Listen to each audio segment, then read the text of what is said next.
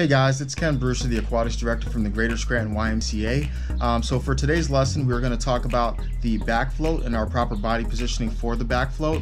So this is a skill that our swimmers need to achieve to move on to the next level in swim lessons. So things we'll talk about with that back float are going to be our body position, where our arms are located, where our head's located, and how we arch our back to make ourselves the most buoyant.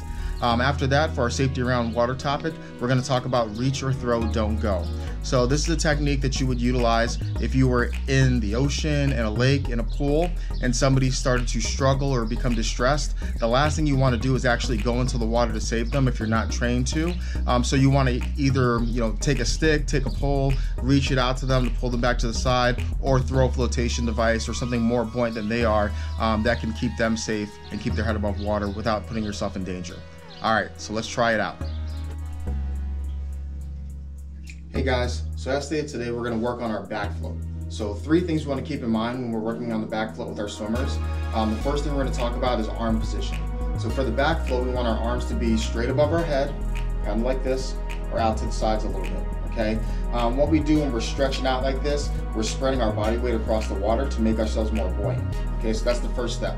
The second part of the back float is we want to make sure we keep our head and our chin up towards the sky. So typically you'd be laying on the surface of the water. You would have your arms up and you want to have your head and chin pointed towards the sky, basically looking at the ceiling. What this does, when you get your head back, it arches your back and it kind of makes you puts you in a better position to float.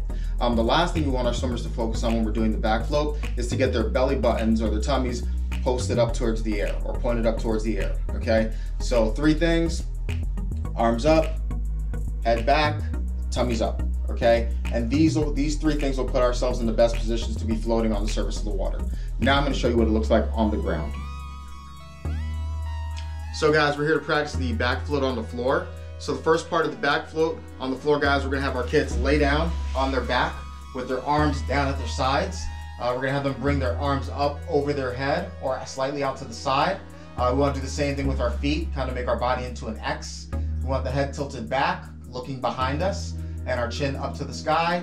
And we also wanna have our swimmers arch their back. So this is the perfect way to practice the back float when you don't have a pool that's available to you. Like I said before, if we have a smaller child, we can even practice this in the bathtub with 3 to 4 inches of water. So 3 things we want to focus on: arms up over the head or out to the side, our chin pointed towards the sky, and our belly buttons pointed towards the sky as well, arching that back, spreading out that weight, and making ourselves more buoyant to float. Thanks. All right guys, so today we're going to be talking about reach or throw, don't go. Helping me with this exercise are my daughters Ava and Elle. So first thing we're going to cover is to do a reaching assist. We do a reaching assist when somebody is in the water and the water is too deep or unsafe for us to get to.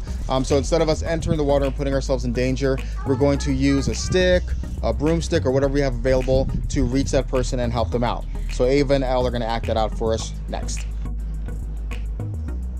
All right, so we're gonna have to use our imagination a little bit here. The green grass will be the water, and Elle will be on the side of the pool or on the side of the body of water. So Elle's gonna perform a reaching assist to Ava. So the first thing she wants to do is she's gonna bend her knees, giving herself a low center of gravity so she's less likely to fall over. And then she's gonna reach that stick or that pole out to the person that's in danger. And then she's gonna use that to pull them to the side of the pool or the edge of the lake to safety. So that's our reaching assist. All right, so Ava's gonna perform the throwing assist. So when you do a throw assist, this is a technique you're gonna use if you're too far away and you can't reach the person. So you're gonna grab hold of something that can float, like a board, a rescue tube, a life jacket, and you're actually gonna throw it to the person that's in the water and allowing them to save themselves. Go, Ava. So Ava threw the life jacket over to Elle. Elle's able to grab that and keep her head above water and then make her way back to safety all the time while Ava's keeping herself safe and not putting herself in the way of danger. So for this one, we're gonna do a reach assist. If we didn't have an item like a pole or a stick, we can actually use our body. So what Elle's gonna do, Elle's gonna take a knee, okay? She's gonna turn her back on the water.